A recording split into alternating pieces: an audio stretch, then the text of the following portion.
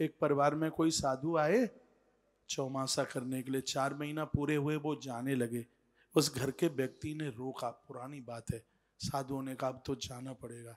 और जैसे ही वो गए तो उस आदमी को वो उसको सहन नहीं कर पाया और उसको अटैक हो गया, वो खत्म हो गया आदमी। तो महात्मा अभी गांव से ठीक निकल ही नहीं पाए थे, तो रोह गर्राई, लोग दौड़े भागे।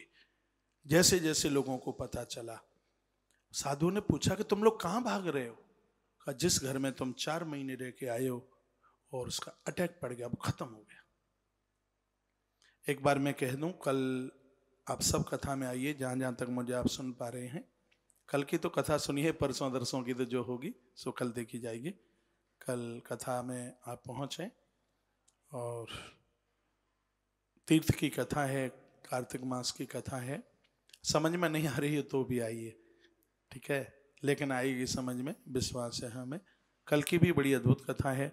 रुक्मिणी माता के 7 श्लोकों से कल की कथा को आरंभ करेंगे। आप अवश्य में पहुंचिए। बहुत दिनों के बाद भागवत जी का नंबर आया, तमाम ग्रंथ बीच में कथाएं हैं, लेकिन ये मौका पुष्कर की पवित्र धरती पर मिल गया है भगवान की कृपा से। आप सब टाइम से समय से पहुंच जाएं। 9:30 बजे से लेकर लगभग 10:15 बजे तक मैं भी दीक्षा से फ्री हो लूँगा। जो भी जन आए हैं सबको मैं मिलूँगा। जो आज सालराम भगवान नहीं ले पाए हैं, कल उन्हें प्रसाद चुनरी वगैरह सब मिल जाएगा। आश्रम से कोई बच्चा आ रहा है वो सब सामान लेके आ जाएगा। तो कल सब आप चाहे अजमेर, किशनगढ़ और आसपास ब्यावर और भी नागौर और मेड़ता और कौन जो जो जो जो, जो नज़दीक हों, वो जो जो आ सकते हैं तो सब पहुँचिएगा।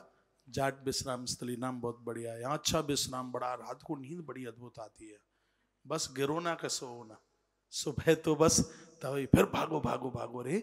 6 बजे तो मंगल वाणी हुई, तो 5:10 हो गई और फिर जल्दी जल्दी जल्दी जल्दी जल्दी जल्दी, वो बड़ी फुर्ती, बड़ा आनंद आ रहा है।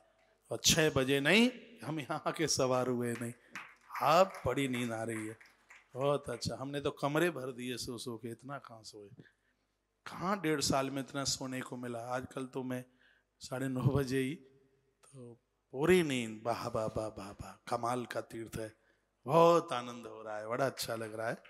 अभी हम भगवान के दर्शन करके आए, मन मुदित हो गया, मन खुश हो गया। ऐसा लग रहा था कि ब्रह्मा जी प्रकट होकर के आशीर्वाद दे रहे हैं। दिन कई हो गए आए हुए, लेकिन इतना टाइम नहीं मिल पाया और बहुत आनंद आया। फिर थोड़ा वहाँ भी दर्शन कर लिया। रात्रि को पानी को जगाते करते तो है नहीं, बंधन कर लिया। यदि मैं यहाँ रुका तो एकादशी को पूरा पर्व ले लेंगे, सरोवर का छोड़ेंगे नहीं। 11 के दिन यदि तो शब्द हट जाए तो ही ठीक है, हाँ रुक ही जाए तो ही ठीक है। तो क्या बोल रहा था मैं, इतने में ये बोल गया मैं, सुन आप भी नहीं रहे हैं। हाँ थैंक यू, धन्यवाद। श्री माधवपुर, आप यही हैं। श्री माधवपुर की बात है, एरंगस के आसपास कहीं कोई ये जगह है। तो साधु लौट के आ गए। साधुओं ने देखा तो वो आदमी तो फैला पड़ा था, उसकी तो मृत्यु हो गई थी और उसकी पत्नी टकरा रही थी। साधु भी बड़े दुखी थे, साधु से समझा रहे थे। साधुओं ने कहा, हे परमात्मा, ये सच्चा भगत है तो हम भी तेरे सच्चे उपासक हैं। यदि हमने चातुर्य मास श्रद्धा के साथ किया है, बिना स्वार्थ के किया, निस्वार्थ किया है, तो भगत अभी खड़ा हो जाए। उन्होंने जल हाथ में लिया, जो ही छिड़काव किया और वो खड़ा हो गया, मृत व्यक्ति जिंदा हो गया। साधु ने पूछा कहाँ गए थे, तो वो बोलता है, सच वो बोला मैं नारायण के घर गया था। वो आदमी बोला मैं नारायण के घर गया था, मैं भगवान की गोद में बैठा। क्या आ कैसे गए तुम, वापस कैसे आए?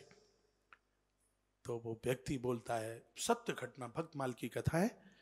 उसने कहा मैं नारायण के गोद में था और भगवान ने मुझे बोला था कि तू मेरी गोद तक आया है, तुझे मालूम है कैसे? कहा संतों की याद में यदि प्राण भी छूट जाते हैं तो विष्णु भवनम गच्छति, वो मेरे घर पहुंचता है। महापुरुषों की याद में तूने प्राण छोड़े इसलिए तू यहां तक आ गया। उन्होंने कहा अब तू जा। मैंने कहा आपके गोद छोड़ने का तो मन करता नहीं, आप क्यों हटा रहे हैं? तो उन्होंने कहा यदि तू मैंने ना भेजा तो महात्मा अपने प्राण छोड़ देंगे, इसलिए उन्होंने मुझे यहाँ भेज दिया। तो महापुरुषों की तो संगति बड़भागियों को मिलती है, जिनके बहुत पुण्य हैं उन्हें ये संगति मिलती है। भाग्योदय न बहुत जन्म समझते न, बहुत से जन्मों का जब पुण्य कहीं इकट्ठा होगा तब हमें गुरुजनों की, महापुरुषों की, संत जनों की, साधु जनों की संगति मिलती है। और इनकी संगति में आज तक कभी किसी को घाटा नहीं हुआ। साधु तो जिह्वा की तरह है और उन्हें कष्ट देने वाले वो दुर्जन ये दांतों की तरह। दांत बड़े खतरनाक है, जीव को हाल कतर लेते हैं, देर नहीं लगाते।